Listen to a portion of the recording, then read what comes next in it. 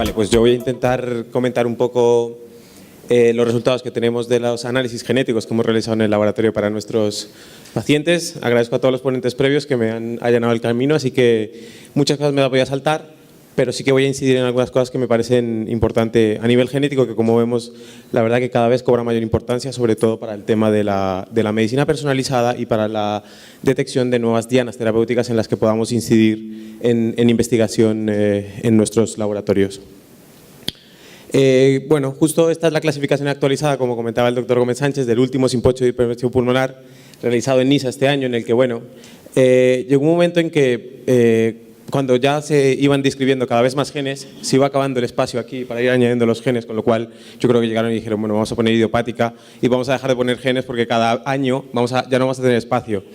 Con lo cual hemos visto que cada vez hay más genes y que esta clasificación, que es una clasificación clínica, que está basada en parámetros clínicos de los pacientes, es decir, en lo que los clínicos veis en los pacientes, realmente refleja el estatus fisiológico de estos pacientes. Realmente los pacientes que tienen, digamos, enfermedad idiopática, que no sabemos por qué es la causa, ¿realmente se parecen más entre sí o se parece más un paciente que tiene una enfermedad idiopática a un paciente que tiene, por ejemplo, una enfermedad veno-oclusiva? Si miramos al remodelado vascular, si miramos a las arterias de estos pacientes, a lo mejor nos llevamos la sorpresa de que dos pacientes, que en teoría uno está clasificado como idiopática y otro paciente está clasificado como veno-oclusiva, finalmente se parecen más de lo que creemos. Y en este aspecto, planteo esta pregunta para empezar esta charla. Es decir, esta clasificación realmente refleja los mecanismos fisiopatológicos que están subyaciendo a cada uno de estos subtipos de hipertensión pulmonar.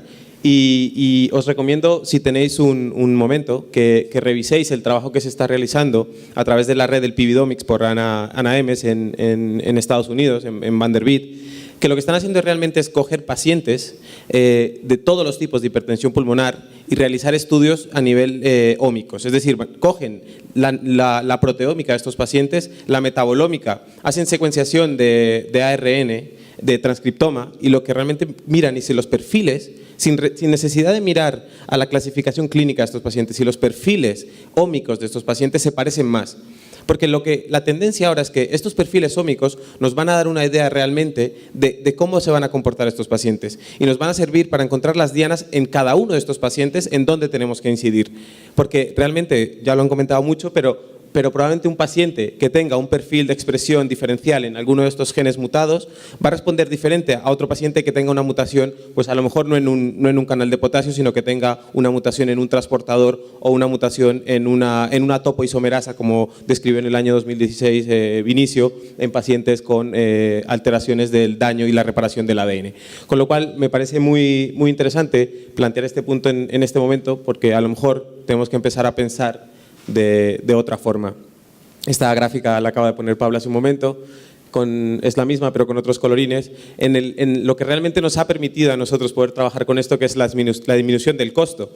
A medida que se disminuye el costo de secuenciación y que somos capaces de analizar una mayor cantidad de datos, vamos a tener una idea mayor de lo que tienen estos pacientes. Y como vemos en los últimos años, desde el año 2012, se han descrito una cantidad de genes ingentes. Y esto se debe realmente a que ahora tenemos una capacidad mayor de análisis de datos. Y esto nos está permitiendo encontrar nuevos genes y potencialmente nuevos targets donde todos nosotros podamos incidir en cada uno de nuestros campos. Sin ir más lejos, presento este trabajo que se presentó este año por el grupo de Nick Morrell y Stefan Graf en el Reino Unido, en el que, partiendo de una cohorte de aproximadamente unos 1000 individuos con hipertensión pulmonar, en este caso idiopáticas y hereditarias, realizaban una secuenciación de genoma completo y lo que hacían es, mediante una serie de algoritmos de filtrado, análisis de calidad de las secuencias y imputación de la patogenicidad usando una serie de filtros que, bueno, luego más adelante comentaré un poco, no muy en detalle para no aburrir, pues identificaron tres nuevas dianas únicamente en un paper y únicamente en el 2018, que eran tres nuevos genes, que era un transportador de ATP, una aquaporina y un gen que era SOX17. Para los que estamos más en el mundo de la genética y conocemos algunos de estos genes porque están relacionados previamente con otras entidades que no estaban en ningún momento relacionadas con la hipertensión pulmonar y que se conocen un poco mejor, nos llama la atención que cada vez hay más genes que no solo están relacionadas con una entidad, sino que pueden estar relacionadas con varias entidades. Y entidades que clínicamente pueden ser completamente diferentes y que va a depender de varios factores, como pueden ser localización de la mutación, dónde está esa mutación, en qué dominio está, dónde se expresa la proteína codificada por ese gen, en qué momento del desarrollo embrionario se expresa, y eso es lo que nos va a dar la clave de cada uno de estos genes. Con lo cual aquí ya estamos viendo que la aproximación de tratarlos a todos, de verlos a todos de la misma manera, no va a ser así. Vamos a tener que identificar cada uno de los pacientes con mutaciones en cada uno de estos genes, porque probablemente cada uno de ellos va a necesitar un tratamiento individualizado. Esta vía ya no voy a comentarla mucho más, se ha comentado bastante. Esta es la vía clásica de hipertensión pulmonar causada por las mutaciones en el BMPR2, que es una proteína que dimeriza con otras proteínas y lo que desarrolla es una cascada de fosforilación intracelular que finalmente va a regular la expresión de otros genes. Este era el mapa clásico que teníamos y vemos que el BMPR2 sigue siendo el actor principal de nuestra película. Pero bueno, vamos viendo que van apareciendo otros factores, otras proteínas, otros genes que están involucrados en otras vías moleculares. Por ejemplo, vías de angiogénesis, genes que se encargan de la reparación del daño por ADN. Este es un gen descrito en el año 2016 por el grupo de Vinicio, en el que se detectaron mutaciones en un gen que lo que hacía era, en procesos de daño del ADN, mediante angiogénesis, la reparación del ADN. Y en aquellos casos en los que habían alteraciones que no permitían que esta topoisomerasa fuera capaz de descondensar el ADN para repararlo, se producía una pérdida de la estructura de los vasos sanguíneos.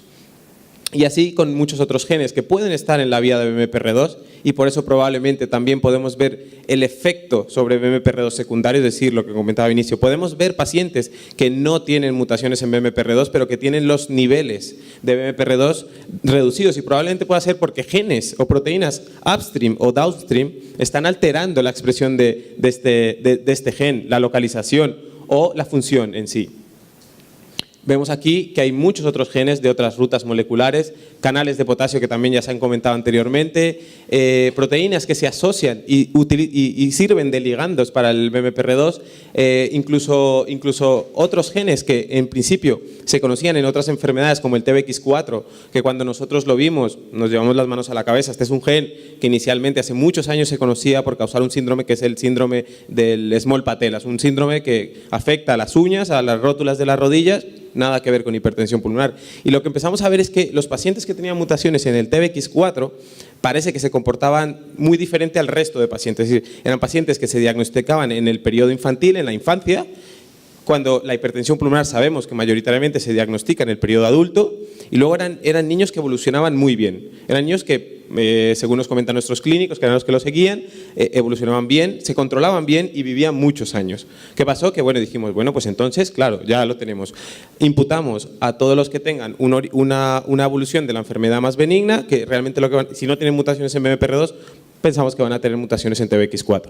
Bueno, y como la ciencia es así de caprichosa, encontramos un paciente, un caso diagnosticado inicialmente como una veno-oclusiva, que realmente es el tipo más severo, uno de los tipos más severos de la hipertensión pulmonar. También dijimos en este caso, vamos a buscar la mutación de los gitanos, la del EIF2AK4, porque probablemente la vaya a tener. Y lo que nos encontramos es que había una mutación en el TBX4 y no en el EIF2AK4.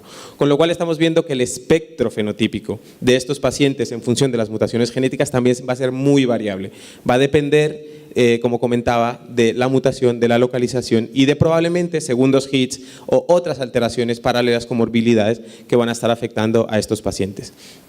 Entonces ya no solo tenemos la vía del BMPR2, tenemos la vía del TGF-beta, comentaba Vinicio, una vía paralela a la vía del BMPR2, tenemos la vía de señalización del FGFR2, tenemos la vía de angiogénesis, tenemos la vía de las activaciones de los canales de potasio, tenemos vías de procesos de desarrollo, como en las vías de EIF2AK4, que interacciona con las proteínas SMAD, que también interaccionan con el BMPR2, con lo cual estamos viendo que el mapa genético de la hipertensión pulmonar en los últimos años ha crecido mucho.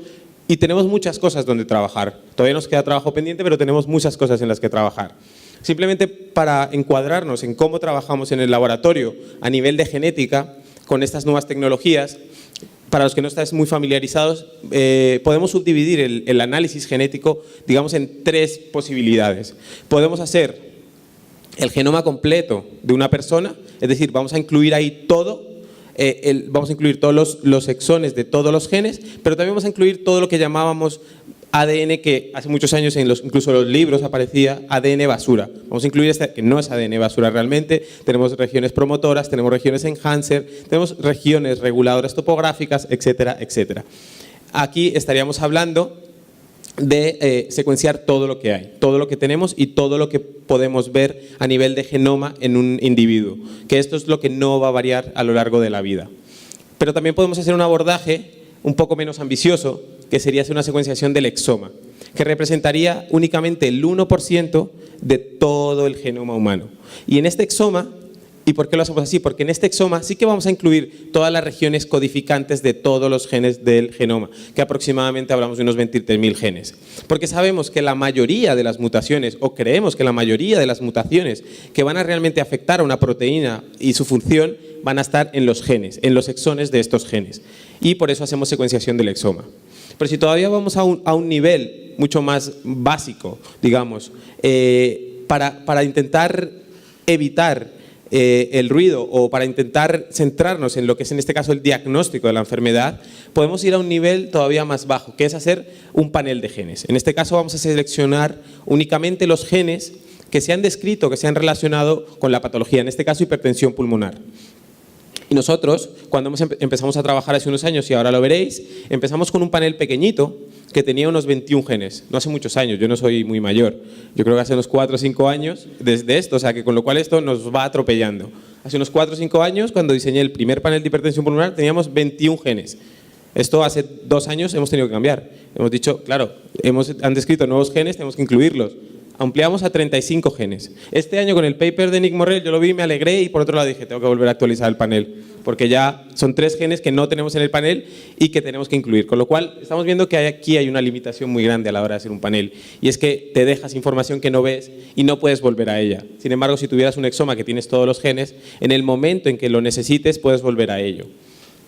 Entonces, bueno, este es nuestro primer panel. Este fue el primer panel que diseñamos en su momento para dar solución al diagnóstico de los pacientes con hipertensión pulmonar, y lo que hicimos fue agruparlos en diferentes grupos en función de si eran genes primarios de hipertensión pulmonar, si estaban asociados a un diagnóstico diferencial que sabemos que se parece mucho a pacientes que tienen telangiectasia hemorrágica hereditaria en algunos casos, también si estaban asociados a inicio temprano de hipertensión pulmonar TBX4, que como comentaba ya igual no debería estar en este grupo, genes asociados a enfermedad venoclusiva, la forma más severa, LIF2AK4, y bueno, nos guardamos en el último saco un par de genes de investigación, un par de genes que digamos a nivel de entorno genético ya se habían comentado como genes candidatos, y de los que comentaré algunas cosas un poco más adelante.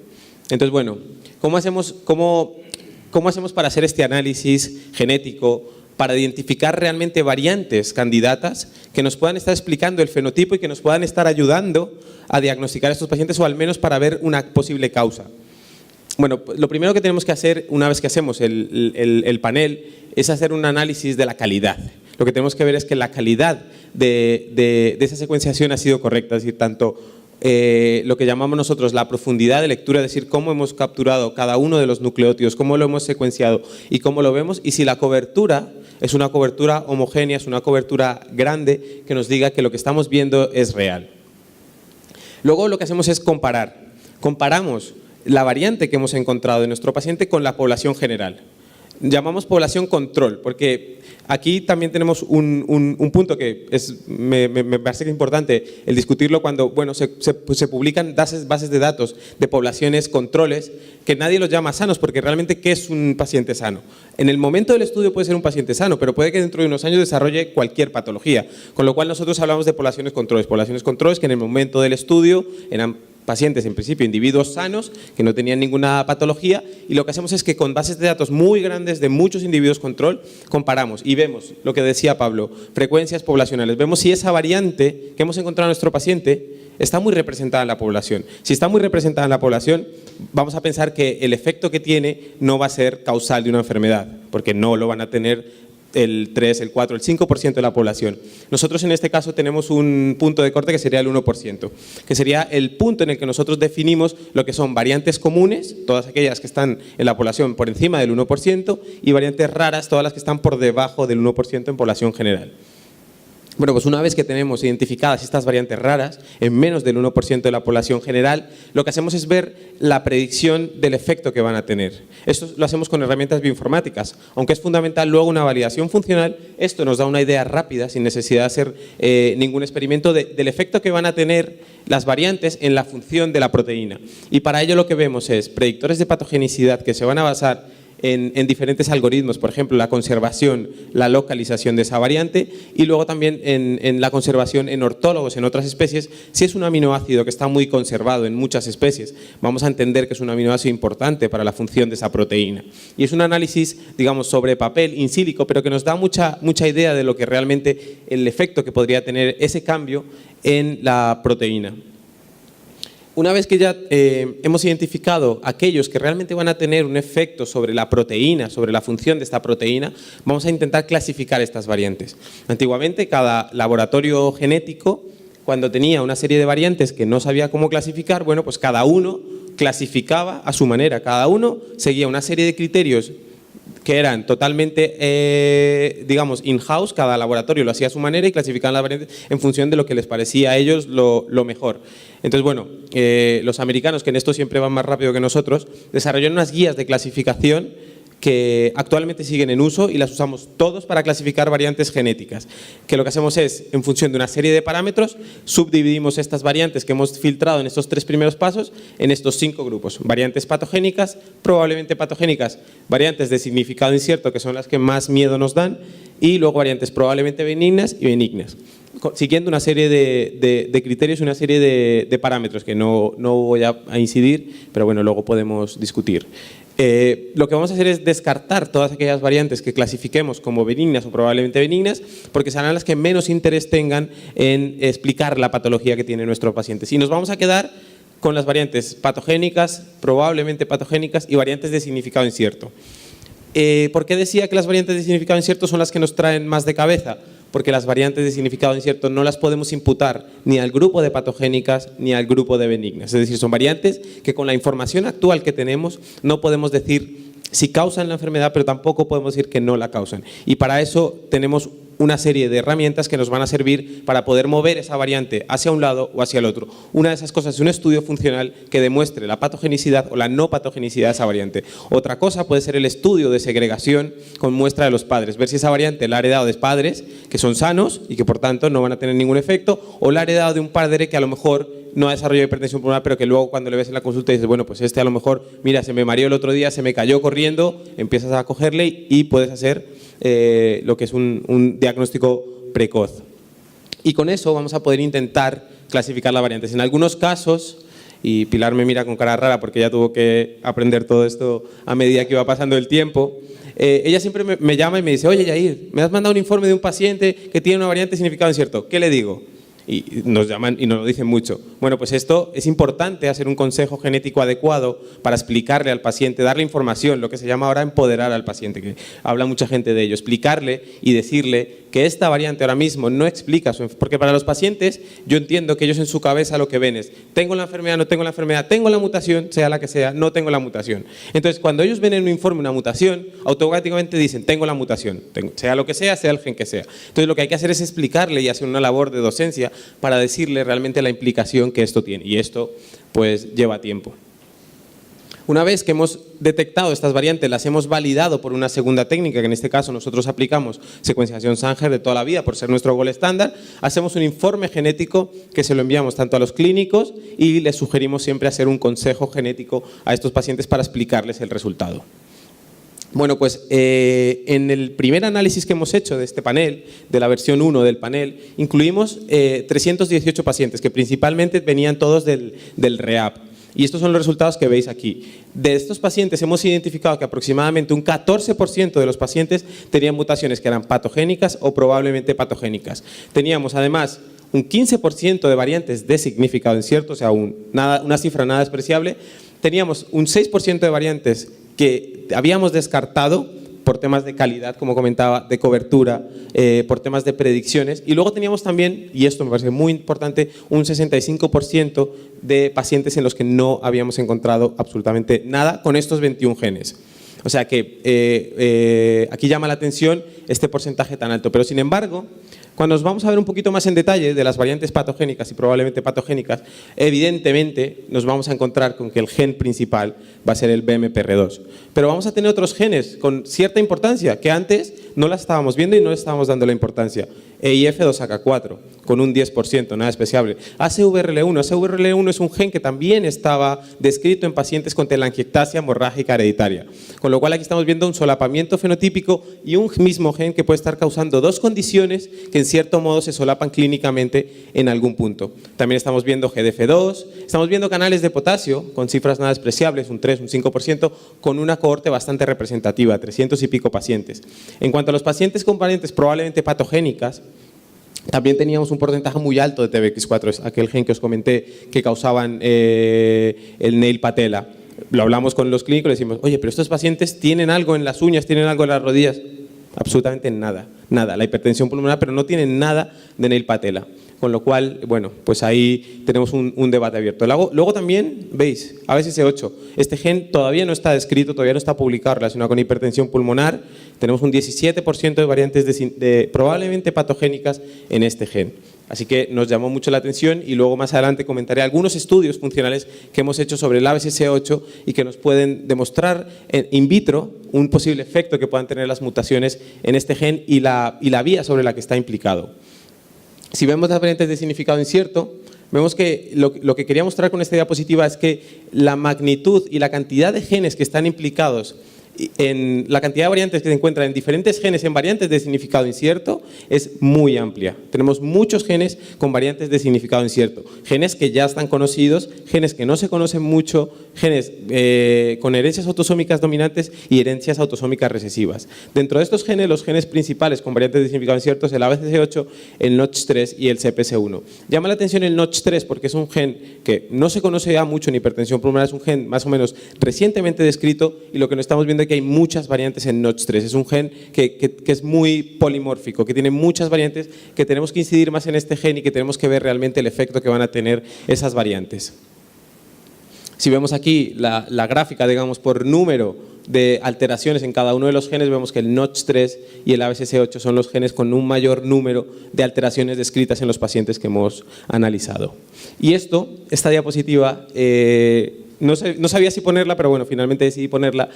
Me parece muy interesante. Hemos encontrado alteraciones genéticas en pacientes que habían sido diagnosticados con una hipertensión pulmonar secundaria a otro daño primario. Por ejemplo, cardiopatía congénita. Un paciente que venía inicialmente por una CIA y que realmente la hipertensión pulmonar se sospecha que se ha causado por un problema primario, y en los que hemos encontrado variantes no probablemente patogénicas, variantes patogénicas y muchas variantes de significado incierto.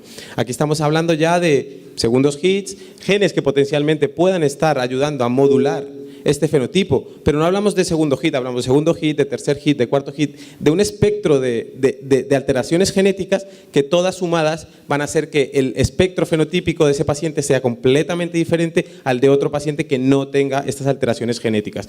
También estamos viendo mutaciones patogénicas en pacientes con enfermedad del tejido conectivo, también secundaria a otra enfermedad. Pacientes con RENDU, hemos visto que hemos encontrado también muchas mutaciones probablemente patogénicas, y en otras formas menos comunes que también hemos hablado, formas de VIH, en otras formas, esquistosomiasis, en formas menos frecuentes de hipertensión pulmonar, pero que en las que también hemos encontrado mutaciones patogénicas y variantes de significado incierto. Con lo cual, el mensaje de esto es que en las formas secundarias de hipertensión pulmonar, en los genes relacionados con hipertensión pulmonar, porque esto no estamos hablando de gene discovery, estamos hablando de los genes que ya están descritos, vamos a encontrar variantes que pueden ser interesantes y que tendremos que mirar y que tendremos que imputarles el efecto que puedan tener sobre la clínica y la evolución de estos pacientes.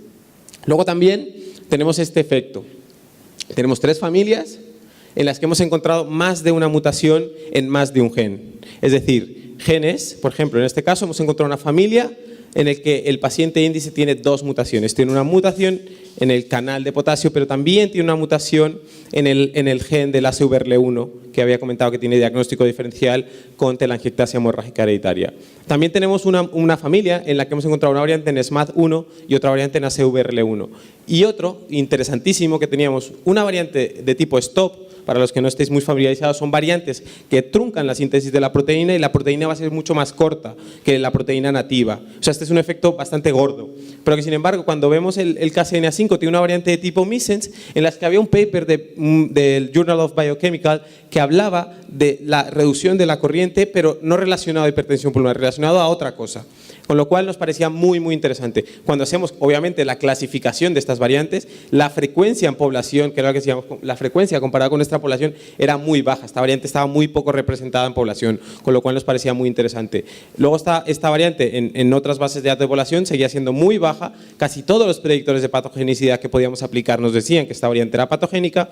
Por tanto, al clasificar esta variante, algunas se los iban al grupo de variantes de significado incierto y otras al grupo de patogénicas. Si veis, en la familia número 3, las dos variantes se han clasificado como patogénicas. Y es nuestra labor como genetistas moleculares informar esto al clínico y explicarle. Porque muchas veces ellos están esperando que le digas un gen, una mutación. Y hay que explicarle que puedes encontrar más de una mutación y más de un gen. Esto es lo que se conoce como una herencia, un modelo de herencia digénico, en el que los dos hits son los que van a causar el fenotipo del paciente. Entonces aquí entraríamos en lo que se llama una genética reversa. Es decir, una vez que encontramos esto, mi labor como investigador es preguntarle al clínico si realmente está viendo un fenotipo, unos parámetros clínicos diferentes en estos pacientes respecto a los pacientes que solo tienen mutaciones en BMPR2, que sabemos que solo el 20%, hablando de esa penetrancia de la que hablaba Pablo, solo el 20% van a desarrollar la enfermedad. Con lo cual podríamos saber que a lo mejor lo que hace falta para que el BMPR2 desarrolle la enfermedad es otra cosa, otro TIC que ayude a que ese 20% tienen BMPR2 y a lo mejor tienen otra cosa. Luego también, como bueno, ya se ha comentado, en el año 2014 se describió el gen que causaba la enfermedad veno-oclusiva, que es el IF2AK4, y nosotros, aunque perdimos la batalla de publicar el gen por 3 meses con los franceses, pues encontramos la variante que estaba en todos los gitanos de la población española. Y lo que hicimos fue, una vez que ya se había descrito el gen, nosotros estábamos muy cerca de la región con otra aproximación molecular, llegamos a identificar esta variante en homocigosis, es decir, los dos alelos tenían esta mutación y era una mutación bialélica, y todos los pacientes que tenían una enfermedad veno-oclusiva tenían mutaciones en este gen. Lo que hicimos fue partir de una cohorte inicial de unos 9 casos índices, de unas 8 familias, hicimos el cribado genético para unos 76 miembros de familias gitanas españolas y gitanas ibéricas, porque incluimos algunos gitanos portugueses. Encontramos 11 homocigotos, que es una tasa bastante representativa, bastante alta, a los cuales se les hizo un seguimiento clínico y, lo más importante, en aquellos que eran heterocigotos sanos, se les hacía un consejo genético porque son familias que son muy cosanguíneas. Se les hacía un asesoramiento genético y se les comentaba la posibilidad de que las mezclas, los cruces cosanguíneos iban a dar un mayor riesgo de tener una descendencia con mutaciones en homocigosis, con la posibilidad de desarrollar la hipertensión pulmonar. Esto es una labor que ha llevado mucho tiempo, sobre todo a Pilar, explicarle a los pacientes que muchas veces no entienden, no están en este mundo y no entienden cómo funcionan los modelos de herencia y la importancia que tiene el poder identificar y hacer un consejo genético de prevención de desarrollo de la enfermedad. Porque muchas veces una de las cosas que le decíamos a Pilar para explicárselo a los pacientes era coger un saco y meter 4 bolas de diferentes colores y que el paciente sacara una bola. De las 4 bolas, 3 le va a dar un fenotipo sano y una es la que le va a dar el fenotipo homocigoto recesivo, un 25%. Entonces, claro, el paciente sacaba una bola y sacaba a lo mejor la bola del diferente color y decía, vale, entonces ya voy a tener un hijo a lo mejor con esta enfermedad. En la siguiente generación ya no voy a tener un hijo con hipertensión pulmonar. No, es que esa bola vuelve a entrar al saco negro y en la siguiente vuelves a tener un 25% de probabilidades de tener un hijo con hipertensión pulmonar. Y esto es importante. Y esto es importante explicarlo y decírselo a los pacientes. Y ya por último, para acabar y no alargarme, dejé para el final un poco el postre, ¿no? El caramelito, que es genes de investigación en los que encontramos variantes de significado incierto. El CBLN2 no encontramos nada, en ABCC8 encontramos 11 mutaciones y nos fuimos a ver la literatura y vimos que el ABCC8 está relacionado con diabetes, en aquellos pacientes que tienen mutaciones de ganancia de función, y aquí hay que recordar que las mutaciones no siempre causan una pérdida de función de la proteína, a veces pueden causar una ganancia de funciones y que esa proteína funcione más de lo que debería. Y en pérdida de función causaban un hiperinsulinismo. Y este gen, bueno, por no alargarme, también se une a otra subunidad, a otra proteína que es KIR2 y regulan la homeostasis celular y a la captación de insulina, que regulan los procesos asociados a diabetes y a hiperinsulinismo. Nosotros lo que hicimos fue probar de las 11 mutaciones, probamos 7 mutaciones para ver qué efecto tenían realmente y si afectaban, por ejemplo, a lo que se llama exon skipping, es decir, la pérdida de un exón asociado a una mutación. Y vimos que en una de las mutaciones que teníamos, que era esta, una variante de tipo missense, al clonar esta mutación en un vector y expresarlo, veíamos que el exón 27, que era donde estaba esta variante, se perdía cuando había esta mutación, lo que quiere decir que estamos perdiendo el exón 27 en un estudio in vitro, y que el exón 27 forma parte de la parte que codifica el dominio de ATP de esta proteína, con lo cual estamos perdiendo parte del dominio de unión a ATP de esta proteína. Y en cierto modo en in vitro estamos demostrando uno de los efectos que puede tener. No sabemos si esto va a tener alguna correlación luego a nivel clínico, pero sí que estamos viendo con algún estudio funcional que ya hay un exon skipping y una pérdida de función, digamos, asociada a esta mutación. ¿Por dónde queremos seguir? Y ya con esto termino. Esta diapositiva la ha puesto Pablo, la ha puesto Vinicio, cada uno le hemos puesto colores diferentes, pero explicamos lo mismo. ¿Hacia dónde vamos? Partimos de un paciente que tiene un cuadro clínico específico, que los clínicos son los que nos lo remiten y nos dicen, oye, este paciente tiene esto y tiene lo otro. ¿Qué podemos hacer? ¿Dónde podemos ayudar? Bueno, respuesta terapéutica. Ya sabemos que nosotros podemos encontrar biomarcadores a nivel genético que nos puedan predecir la respuesta a determinados tratamientos, lo que se llaman estudios de asociación o estudios GWAS. Y ahí podemos encontrar SNPs o cambios que puedan estar en población general, pero que nos puedan ayudar a predecir si un paciente va a responder o no, por ejemplo, a vasodilatadores, intentar ver si podemos ayudarle de otra manera, porque los que no responden a vasodilatadores, por lo que tengo entendido a nivel clínico, tienen un deterioro bastante más rápido y en algunos casos no hay otra diana secundaria. A nivel genómico, ¿dónde estamos? Hemos hecho el primer panel donde incluíamos 21 genes. Estamos en ello, ya analizando los datos, de la segunda versión del panel con 35 genes y ya hemos empezado a incluir todos aquellos pacientes que son negativos en la segunda versión en exomas. Ya estamos empezando a hacer exomas para hacer gene discovery y buscar nuevos genes que puedan estar implicados en la patología. Y en última instancia, lo que nos va a gustar es ver todo el genoma y ver si realmente podemos encontrar variantes en otras regiones del genoma que no son regiones codificantes y que también tengan una implicación en la patología. Y en esto hay un trabajo muy bonito, no en hipertensión pulmonar, pero sí en polidactilia, en un trabajo que se presentó en un investigador genetista muy famoso que se llama Stefan Munlos en Holanda. Presentaba un trabajo en el que pacientes con polidactilia, es decir, con miembros superiores con más dedos, tenían alteraciones que no estaban en los genes, estaban en unas regiones que se llamaban TAT, que eran Topological Associated Regions, y que lo que realmente configuraban eran dominios que se acercaban mucho a la estructura de la proteína y regulaban cómo se expresaba esta proteína. Un trabajo realmente fascinante y que nos abre la mente a que no todo está en los genes y no todo está en la región codificante. Por último, estudios transcriptómicos, RNA-seq, single cell, estudios funcionales de cualquier tipo que nos permitan ver a nivel in vitro o incluso en modelos in vivo, en ratones, la expresión de nuestros genes. Si hay genes que están down-regulados, genes que están sobre-regulados, cómo está alterando todo esto a la fisiopatología de nuestros pacientes a nivel de los estudios que hacéis vosotros, de los estudios que se hacen en Stanford y en otros laboratorios, y realmente ver cómo podemos incidir pues, con tecnologías como el CRISPR-Cas en reparar ese daño, reconducir esa célula y poder, digamos, mejorar y curar en un modelo in vitro la patología y aplicar esto en un futuro a pacientes con diferentes estudios clínicos.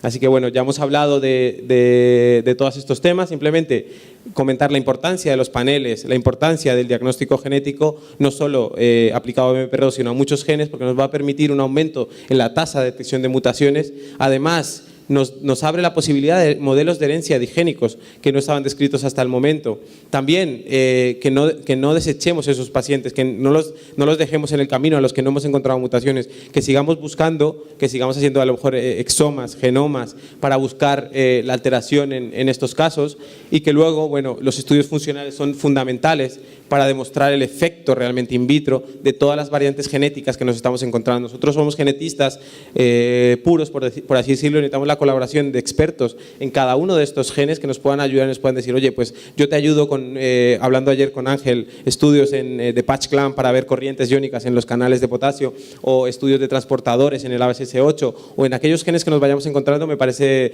fundamental. Y luego la necesidad de añadir un diagnóstico precoz y consejo genético, porque al final son los pacientes los que van a recibir todos estos estudios genéticos, y poder explicarles en un tiempo prudencial, unos 40 minutos, una consulta de los resultados genéticos y de la implicación tan importante que eso tiene, tanto para ellos como para su futura descendencia.